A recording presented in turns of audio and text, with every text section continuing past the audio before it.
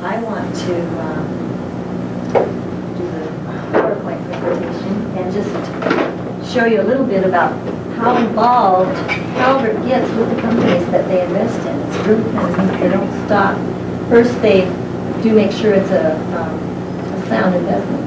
That's number one, because that's why you're investing in mutual funds for a return of your money for your future. And then they go in, they're one step further than what other mutual fund companies do, and that is that they do a social screen on those three umbrellas, which also have criteria underneath, more specifically that I'm not going to go into. And then they actually work with the company from that point forward. And they don't just say, okay, this looks like a good company, we'll invest in it, it's got good returns, and they're socially conscious. They work with the management, and they do, there's like a baseline in each type of business has a different baseline depending upon how it affects the environment, et cetera. And they go with the standard baseline that most companies are participating in. And if they meet those standards, they're in. But then they go in and they say, okay, now let's raise that baseline. So they're constantly trying to get the companies to have higher and higher standards as far as environment and employee relations and social involvement in the community. And one of the things they look for is if a company has a lot of lawsuits between employees and the management, it's like a red flag because there's something going on there that's not, it just looks like the company's not really taking care of their employees. If they don't have minorities or women in management, that glass ceiling is obviously there. You won't find them in the Calvert Fund. They won't invest in Mexico or China, the companies that are in Mexico or China, because the basic human rights there just don't meet the basic standards. So they have a high expectation of these companies. And I know personally, I ended up getting involved in selling insurance and investments like 3 years ago. I didn't know anything about socially responsible investments. And when I found out about it, it was like that was the only way I would go. Because I don't have time. I've tried to look on the internet and find the companies that I've invested in and see if they're socially responsible, and they all have a link to the good things they're doing. So it's really hard to tell for sure what's going on. And there's all kinds of information available if you want to really do the research. You can go out there and find out. But how many of us have time to do that? And every mutual fund, which I favor, I don't invest in individual stocks.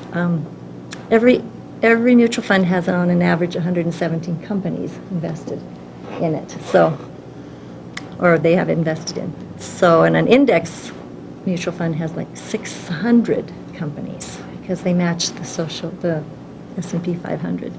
So it would take you forever to really do the research, and Calvert does it. They have a whole department that does the research and the screening, and I really trust them from the beginning. They've been involved and concerned about the investment dollars having influence. And right now, about 20% of all investment dollars go to socially responsible investments.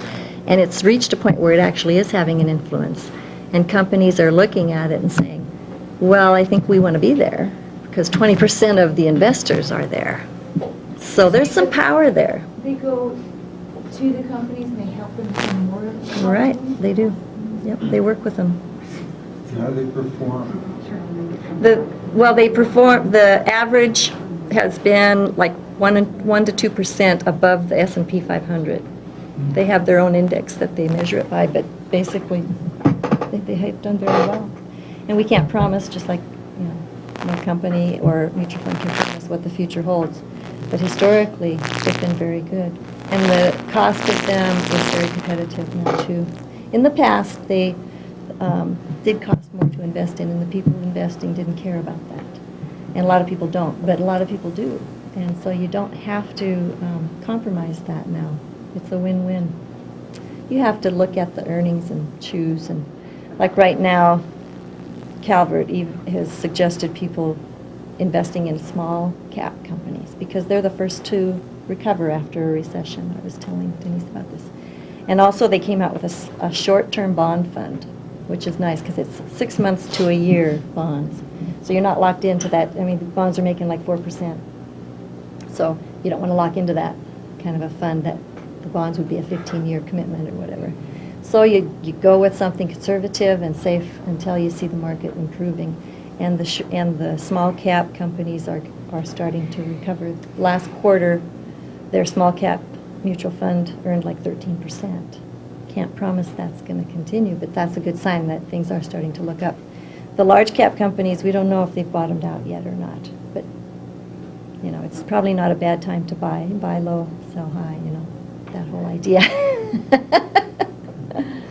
How are we doing back there? Well, I can't get it to recognize the CD-ROM drive anymore. Remember that program Yeah. we had at the front end when I loaded Can you last just time? turn the whole thing off and start over? I did You do did. that. Oh. It's not responding. You can turn that thing Boy, and we had it all set up. It was It working. was working. It was perfect. You know, I could read, most of these slides are just text. So I could go ahead and read this to you. I don't think it would. You got to go. I knew you couldn't stay. Okay. Not because we don't have a slideshow tomorrow. Sure. Thanks for coming. Yeah, thanks for coming. I really want to meet you all, and I look forward to the next Yep. opportunity. Thanks for participating. Thanks. Okay. Sorry to interrupt. Well, why don't I go ahead and just read this, because otherwise we're going to run out of time. Okay, this is called Investing for a Greener Future. I am going to wear my glasses. The first slide says, Carrying the Fire, Investing in Sustainability.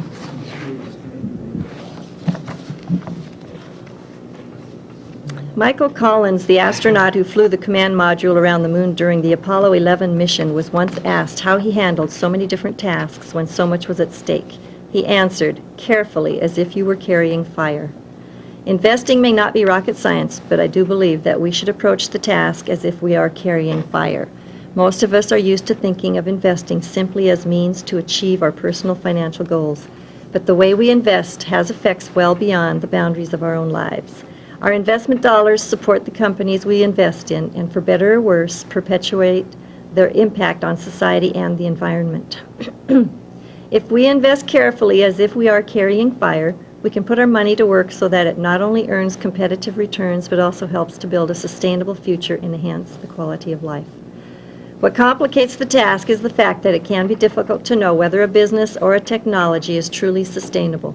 At the beginning of the Industrial Revolution, for example, people didn't know that burning coal, which provided 3/4 of the energy for the globe, would create choking, sulfuric smog and launch history's first human-caused wave of climate change. That's an extreme example, but it points out that our knowledge is limited, and we can't always anticipate the consequences of our actions. In trying to build a sustainable future, all we can do is make the best judgments we can, informed by the best science we have. And when we're making those judgments, it's worthwhile to bear in mind the classic definition of sustainability created by the UN's World Commission on Environment and Development, known as the Brundtland Commission, and you guys have heard this. Sustainable development, the Commission stated, is a form of development that meets the needs of the present generation without compromising the ability of future generations to meet their own needs. In other words, it is future generations for whom we are carrying the fire. Carrying the fire, or investing in sustainability, means making the best judgments we can. But what does that really mean in practice? How do we actually go about selecting investments that promote sustainability? One organization that has had a lot of experience doing just that is Calvert, the nation's largest family of socially responsible mutual funds. In deciding whether to invest in a company for one of its mutual funds, Calvert uses a two-step process. The first step is to do an in-depth financial analysis to determine whether the investment offers the potential for attractive returns and matches Calvert's overall investment strategy. This is an intensive process, and most mutual fund companies would stop there. But Calvert goes one step further. The second critical step is to do an in-depth social analysis of the company's performance in 6 broad areas: the environment, workplace practices, product safety and impact, international operations and human rights, weapons contracting, and indigenous peoples' rights. By the way, it's the only mutual fund company that takes into consideration the indigenous people's rights. The whole idea is to make investments that are financially sound and have a positive impact on the quality of life. It's important to note that investing in sustainability does not mean giving up returns. On the contrary, Calvert believes that strong financial performance and strong social performance go hand in hand. That's because today's social and economic issues have a way of becoming tomorrow's economic problems. So, investing in companies that are committed to meeting the challenges of the future with an expanded view of corporate responsibility is more than just a matter of doing the right thing. It also makes good business sense. In other words, strong values add value. Analyzing a company's social and environmental performance is tricky because not all criteria are appropriate for all companies or industries. For example, try comparing Intel's environmental performance with Microsoft's. Microsoft is primarily in the business of providing service, so its environmental footprint is inherently lighter than that of just about any manufacturer. Microsoft hasn't killed any whales, and it isn't likely to. Intel, on the other hand, is a manufacturing company. Manufacturing always involves taking raw materials, in this case, materials like silicone, copper, lead, and aluminum, and changing their form. Given our current technology, this is always energy intensive and creates waste. Semiconductor manufacturing is particularly intensive in water use and waste creation and emits significant amounts of pollution into the air, water, and soil. The bottom line is that there's no fair basis for comparison between these two companies or between any two companies in fundamentally different industries. So instead, what we have to do is develop a baseline for each industry and then measure each company's performance against the baseline for its industry. And what makes that tricky is that the definition of best practice is constantly changing. For example, until the 1980s, improving environmental practice mainly meant dealing with pollution as an end-of-pipe problem. Now it means design for environment, that is, building technologies and making products in ways that minimize or avoid altogether the creation of waste products. The baseline then has to move as practices evolve. Okay. We're on a real-world example in pursuit of the edible computer, actually. There we go. Good. Do you want the lights off? Because I do have a light here I can read by. Sure. Do you want Yeah. the lights down? Yeah. I apologize for that. That's okay. We'll just move on. Thanks. Okay. I said earlier that one of the ultimate goals of investing in sustainability is to improve the quality of life. Let's look at a real-world example of how Calvert's socially responsible approach to investing attempts to address one very serious and growing environmental problem: electronic waste. It would be great if all of our computers were edible. That would be designed for environment taken to the highest level. But of course they're not. And so we are confronted with electronic waste, the fastest growing stream of solid waste in America. Electronic waste is the term for a wide variety of unwanted electronic devices: personal computers, monitors, televisions, audio equipment, printers, and so on. These devices are unwanted because technological advances have rendered them obsolete, or they've broken and haven't been repaired because of the relatively low price of replacement equipment. What happens to these obsolete or broken equipment is that it becomes electronic waste. In 1998, more than 20 million personal computers became obsolete. Only about 14% were reused or recycled. Most were disposed of or remain in storage. The problem of electronic waste is only going to get worse. The average lifespan of a Pentium-class computer is currently about 2 to 3 years and falling. According to a 1999 National Safety Council report, more than 63 million personal computers are projected to be retired in 2003. By 2007, the total number of obsolete computers will reach nearly 500 million.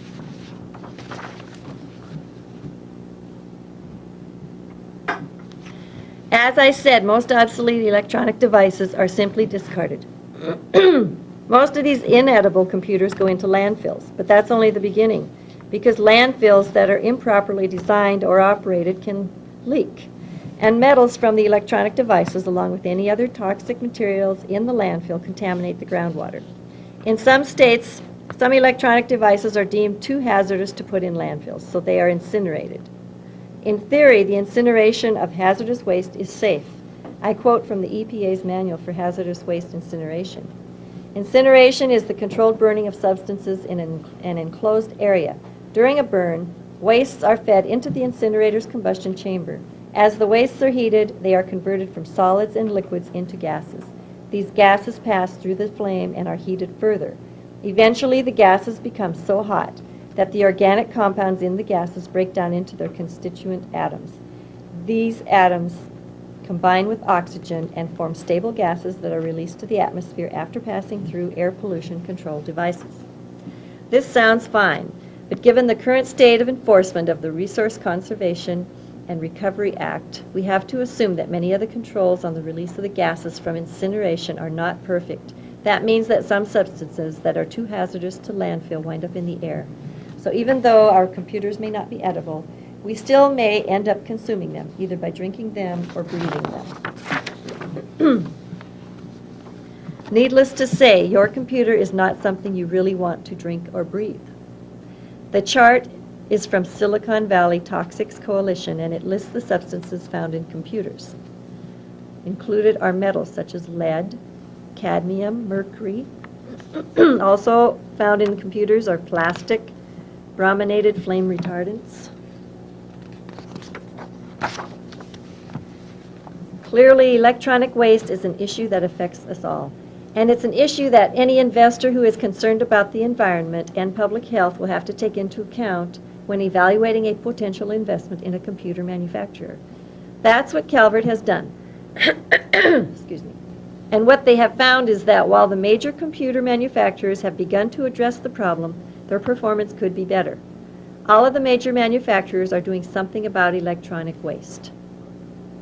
IBM and Hewlett-Packard take back obsolete computers and assure environmentally responsible recycling for a $30 fee. Apple intends to roll out a similar program. Compaq has a goal of 100% recycling internally. And they take back obsolete computers if the customer buys a new one. Dell has a program for institutional customers, which makes up about 80% of their sales. Sure. Does it say when they take them back, what they do? Well, that's another problem because they send them off to be recycled, and as an investor, you're still not sure if that's going to be done in a proper way. I mean, that's still sitting in the landfill. Right. But they're supposed to carry it one step further. And that's why Calvert's working with them to set that all, help them set it all up. Some of the worst stuff is actually valuable. There's generally gold and silver, as well as lead and copper in your computer. And I know there's a story about this man who recycled computers, and what he was doing was taking the boards out of them and getting all those metals out. And his neighbors thought he was a real bum because he didn't dress up or anything. He ended up dying with millions because he was taking the metals out of the computers. So there's a certain part of it that's definitely profitable for them to do. And now I'm skipping ahead to other slides, I'm sorry. A lot of the big computer companies are sending them to China, and 13-year-old girls in China are taking them Taking them apart. without any environmental standards Okay, whatsoever. so- too. Safety. Yeah, right. Right? Okay, so these are steps in the right direction, but what's missing? And this is just exactly the point you brought up. None of these companies can say how many of the computers they've sold are recycled or refurbished. Most of them don't monitor recyclers for environmental performance. The question is, faced with this mixed picture, what do you do? Do you invest in any or all of these companies or not, assuming, of course, that their financial performance is acceptable? Clearly, this is a real-world decision, and there are no easy answers. Calvert recognizes that there are no perfect companies. They have elected to invest in these computer manufacturers because they feel that each company's social and environmental performance is adequate given the standards of its industry. But Calvert's involvement hasn't stopped with this decision to invest. Rather, investing is the beginning of an active relationship in which Calvert strives to influence the company's actions. To date, Calvert has filed a shareholder resolution with 5 of the 6 major computer companies, IBM, Dell, Gateway, Apple, and Hewlett-Packard, asking each to do a feasibility study on recovering their obsolete products and recycling them in ways that don't harm the environment. Compaq has agreed to do the feasibility study, so Calvert doesn't anticipate filing a shareholder resolution with Compaq. Filing these shareholder resolutions is just the first step. Calvert's intention is to get on these companies' radar screens by asking for the feasibility study and then expand the dialogue.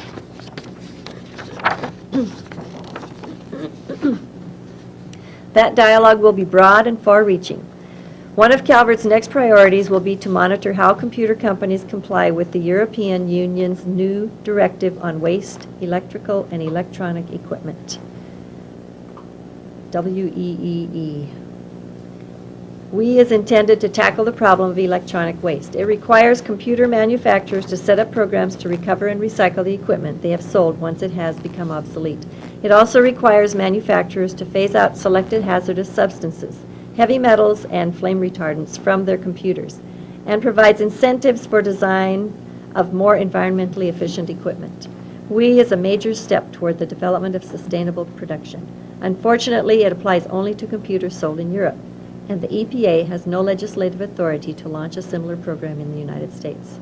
For now, the EPA encourages manufacturers to develop voluntary initiatives to curb electronic waste, and Calvert's intention is to continue the dialogue with U.S. manufacturers to urge them to develop take-back and recycling programs, design environmentally friendly products, and provide systems for refurbishing or disposing of equipment for all of their customers. Recycling is at best a short-term solution.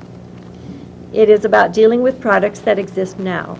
In the long run, the best way to deal with electronic waste is not to produce it at all. So the ultimate goal is to design for environment. The real challenge for our society and for our world is to work toward the three key goals: dematerialization, decarbonization, and protection. Dematerialization means designing products and services that improve human welfare without consuming the Earth's materials at unsustainable rates. It's difficult to assess our society's performance in this area because what we have done over the years has been to substitute some materials for others. A century ago, the U.S. consumed just over 1 ton of lead per $1 million of GDP and 1.2 tons of timber. I'm not going to read through all this. But basically, what we consume now has changed. We consume much more plastic than we did in the past, so the other products we consume less. We have replaced steel with plastic, so it's hard to develop a baseline. The fact remains, however, that the U.S. generates almost double the amount of waste per capita as Japan, France, or Germany. Decarbonization, that is liberating energy production from carbon combustion, the key to avoiding air pollution and climate change. The third goal is to protect the essentials on which all carbon-based life forms depend: clean air, clean water, and habitats capable of supporting life in all its diversity.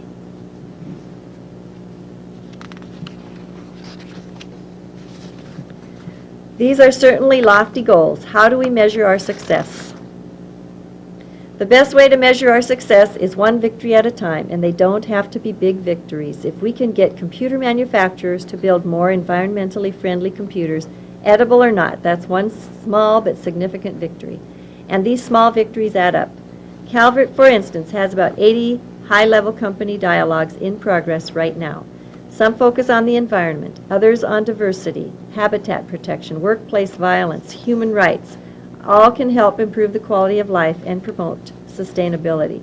So many small victories add up to a large victory. The key is to remain vigilant, to keep our goals constantly in mind, and to look for things we can do, even small, simple things, to begin to realize them. Investing in sustainability is one of those small things we can do. And I'm not going to do my plug here especially, but that is one of the things you can do because there is an influence there now. What's the history of Calvert? Where are they from and how did they start? You know, they got started in the United States in 1987, I think it was, and they were the first socially responsible mutual fund company. And there are a lot of others now, but they have the most funds to offer, and they have like 25 different funds. So you could potentially, you know, it goes from very conservative to, they did come out with a high-tech fund, like in '99. Wasn't good timing, but, you know, they go from very conservative all the way to the higher risk funds, and in a mutual fund though, so it's diversified within each fund also. Based out of I think they're out of, it's Chicago or somewhere in the Midwest. I don't even know. It's probably on here probably on the literature somewhere, I'm sorry. I know it's the Midwest somewhere. Maybe the address is on here, just a second. So they Ma- must Oh, Bethesda, Maryland. Bethesda, Maryland. They must cost more if they're doing more work than their 3-year group. No, there's they really have tried to keep the cost of the investment competitive also, to encourage people to invest in those funds. They claim they're not more expensive, so, you know, you could compare. And different funds do shareholder resolutions and stuff, though. So, Yeah. and it may be just standard to the industry, so that everybody's doing it. and the costs Yeah. come out about the So I same. think that's what happened with Home Depot, was a shareholder resolution so that they would quit cutting down the old trees, old growth timber. And they did quit. Now they're like so proud of themselves. That was But it actually took the helped share. along by the environmental community, especially with our- Yeah, they were pressured to do that. Well, along those lines, you all might have some ideas. I know that in Europe, and this did allude to that for a number of years, there's been legislation with auto manufacturers and manufacturers of other things like computers to have this done in such a way that they, after the life of the vehicle, whatever, they can be returned, and then parts will be reused, and it's really the manufacturer's problem. So that because of that, they've been designing things so they're much more reusable, recyclable, so they'll last longer. And I think that that's something long overdue to have a law like that in this country. It's long overdue. And I'm wondering if perhaps something like Calvert, and it sounds like the Home Depot people did too, that has a way so that people can actually, to help people organize movements to pressure government in making sweeping changes that would affect how we are dealing with our resources in this country. Well, I think for government to make changes, or to make changes in the government, doesn't that just go through your legislature and voting process? I don't know. I mean, I think that a lot of people in the government could be, they are affected by many different organizations. Right. And sometimes people don't have enough of a way to get organized to make a statement. And it seems to me that groups like this, that are trying to support companies that are doing good things, could perhaps be a vehicle to be also political. No, yeah, that's true.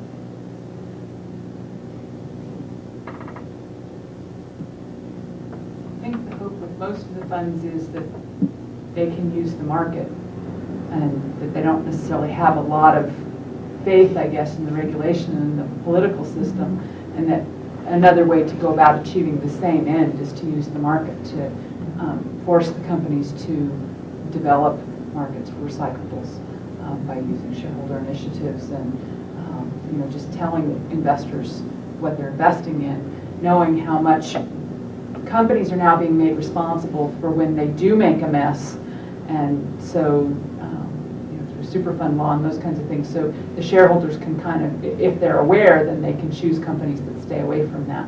And just education on the part of the mutual funds is a big part of it. And then actually going to the boards and saying, and by the way, you have a big chunk of investors who are interested in what you do. So that education both ways. The boards know that the investors are interested, and the investors know what each company's doing. And the hope is then that markets will work, and because government regulation isn't supposed to be very efficient, so in theory. So you want to avoid government regulation if you can, and then hopefully the market will find the most efficient method to do that if there's the right kinds of incentives. one of the key things to making the market work right is that the information has to flow in market theory. And there really is an influence there. It's like when you go purchase something, you're voting with your dollars. And when you invest your money, you're voting with those investment dollars. And I think that this is going to just grow the socially responsible fund business because of all that's happened lately too with Enron. And, you know, people are demanding corporations to be more responsible, accountable. So it's kind of, I think it's very exciting. Would you like to describe what they look for in terms of management? What's that? Does your literature talk about what Calvert looks for in terms of management? For example, Oh, in the ratio of corporations? top person earns compared to the average employee. Mm-hmm, they do. They look at all of that. Because there is some kind of a formula on that the top person shouldn't make more than a certain percentage of the bottom person or something. I don't know what that is. Do you know, Sue? Not that often. I've heard of it, though. Yeah, they do. They look at all of that. And they really, the information they find on the companies it's what any of us could find. So it's public information. It's not like they go in like FBI agents or CIA, you know, and dig out stuff that no one else knows. It's really open public information that they base their decisions on. And of course, they're looking more strongly now at the accounting practices. So, I'm sorry, I missed the first few screens as I was trying to bring the computer back up. Does it talk about what their key screens are with regards to when they talk about socially responsible? Right. What are the categories that they're looking at? well, the main three are environment, employee relations, and community involvement. But there were 6 that they listed in the slideshow. That's okay. Do you want me to find it? No, that's all right. Thank you. But basically, those 3 cover everything. Yeah, but indigenous rights was one that I mentioned because it's the only company that considers that.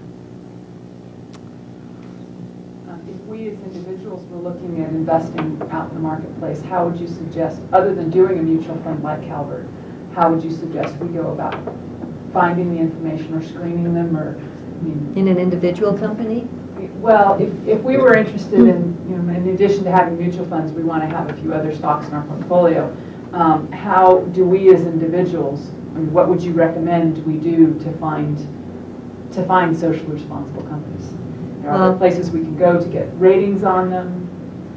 You can get ratings. In fact, Calvert has on their website, they have a link that's called Know What You Own, and every company that you can think of is listed there, and you can go in and they rate them based on their criteria. So that would probably be the easiest way. Otherwise, you're going to have to get out there and do your own research.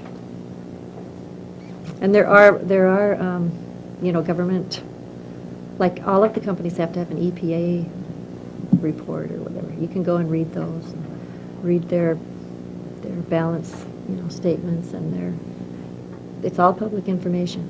It might take a while to do it all.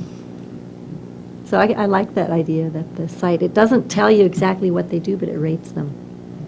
Know what you own. So any company you're invested in, it should be on there. Any publicly traded? Yeah, publicly traded. The people that you work with, what percentage are interested in socially responsible investments? Well, most of them, because that's where I get my referrals from, are people who I've sold socially responsible investments to, and they usually know people who are interested in that. And I've sort of focused on that. So that's pretty much exclusively what I sell. I can sell others, and I would probably work with my broker, who I work with to do that, because I don't do it enough to feel comfortable with it. And I don't know a lot. There are so many mutual funds, hundreds and hundreds and hundreds, thousands of mutual funds out there. And so I've really focused on Calvert, and I know what they offer, and I believe in what they do. So that's where I kind of focus my energy and my knowledge. But I can sell others, you know, like through ING or, you know, some of those other companies. And I know not everyone wants to put their whole portfolio into Calvert, so that's something to consider. I always encourage people to start with their IRA, you know, and see what happens, see how it does. At least get your IRA going in a socially responsible fund. That's a good one to start with. One of the things that interests me, I'd like to know if you have any, or anybody has any recommendations for, I'm interested in sort of the big picture of the changes economically that have happened with, well, let me say, I think it'd be really important to get this education into big companies where the employees are enrolled in 401k type plans. My experience working for other groups is when they offer that to you, that generally the public isn't educated about it. Usually the salespeople that have come in, that are the ones that are selected by the companies that you're working for, rarely on their own mention socially responsible options. And for myself as an activist, and for most of my years, very anti-capitalist activist, the whole big picture of what has happened with the ordinary person now being really invested in this kind of economics is just very interesting to me because, like for example, I think many people may go out and work very hard on an issue. Maybe they work for, let's say take housing, for example. If you want to do something progressive and work in housing and yet work for a nonprofit that has a 401k, you might very well find that the funds that your money is invested in are out with big banks, because a lot of them are with like Citigroup, and that those are now, for example, being taken to court for the fact that they financially set up these small operations with, 1-800 numbers, and there's no name that overtly, links it to Citigroup, but they're doing predatory lending. So you've got an employee working really hard for a social cause, and their 401k money is invested in big financial institutions that, the money filters down and it's working on predatory lending to, hurt people that,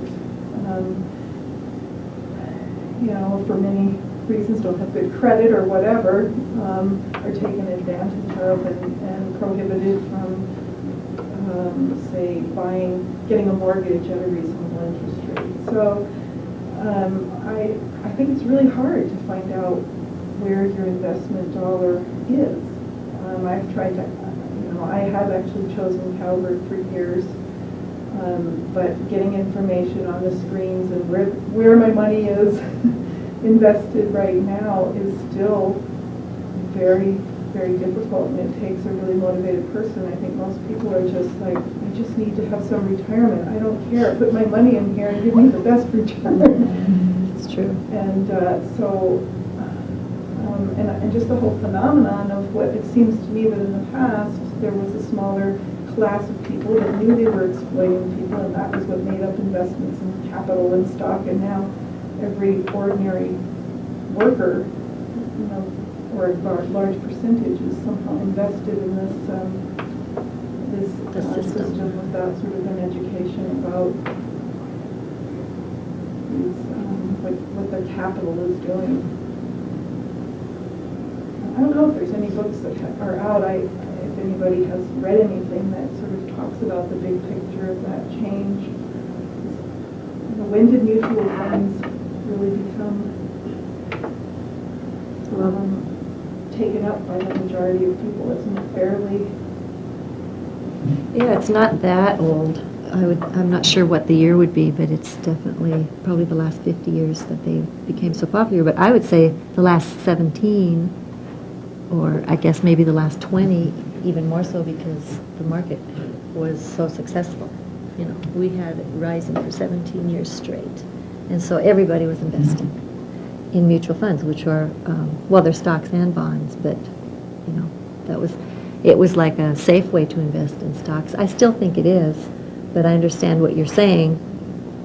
And I would say that anybody who's concerned about that as an employee, like for your 401k, you need to, be assertive and ask for explanation and say, we need education on this. And I was going to say that some of them do offer the Calvert funds, I know. And then when you said you invest in that, I presume yours does then. But to have that explained to the people what that is, what that is about, so they have a choice. That's what I do. I educate people so they know they have a choice. And maybe just bring in, ask for that when they talk every year to the employees. Well, actually, Calvert wasn't offered, but they can't prohibit you, they can't force you to invest in, Oh, okay. in that, but I had to ask for it. Right, okay. Most people know that. Exactly. Right, they don't probably. They don't know it. And that's, I think what's great is to bring this into companies that have 401ks. Like, I'd like to have you come, for example, to Word. Sure. And talk to the employees that. Education is really the key there. And even the university has a program that they call it socially screened. Yep. That's what we're going to, it's kind of pays as gold. Yep. You can look at what it is. Does it have, how many funds does it have too? Like maybe 3, I mean, or maybe less. Some of them offer 1 socially responsible fund. It's like, well, if you fit into that, type of fund, okay, but, so, yeah, it's pretty limited. So I think as the word gets out, you'll see it more and more, but people like you need to just speak up and make it happen in your workplace. How do we get our return on our investment earlier? Earlier on this one? Get my investment earlier. Well, actually, Or they we go say, later okay. Afterwards? I think you might have. They say, it's going to take a few years for the economy to recover. This also will take a few years. So if everybody's done with questions, I do know how we'll do return on investment. Those same numbers are your numbers for the door prize drawing tonight. If we're all done with questions for Evelyn, we can do our door prize. Anybody else got questions? All right. I think we're done. We can have the